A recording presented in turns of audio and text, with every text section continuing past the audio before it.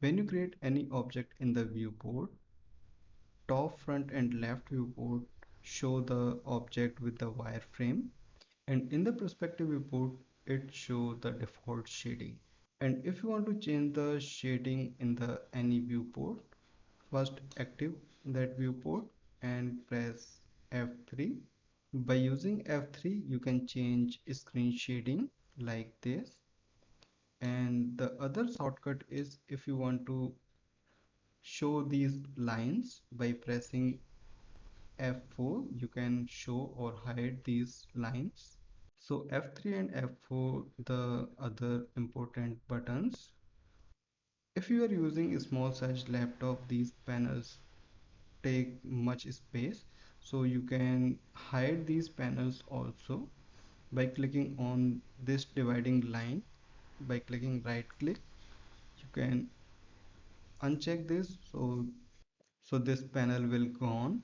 And if you want to remove the time slider and this ribbon, right click anywhere the empty space and choose time slider and ribbon. So these panels also gone.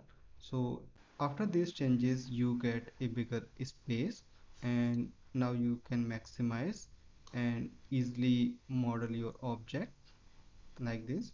And if you want to switch, and if you want to move to other viewport directly from this viewport, click on this perspective and choose top and front, back.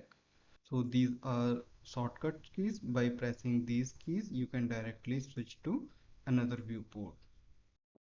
In any case your object is disappear from your viewport and not able to find, so first check the I button is on. It's for hide and show, and it's on, or you are not able to find your object, press Z key. So it's a focus key, and by pressing this key your object will appear on the center of the screen like this. So it's a very brief introduction of 3ds Max interface, and from the next class we start some modeling.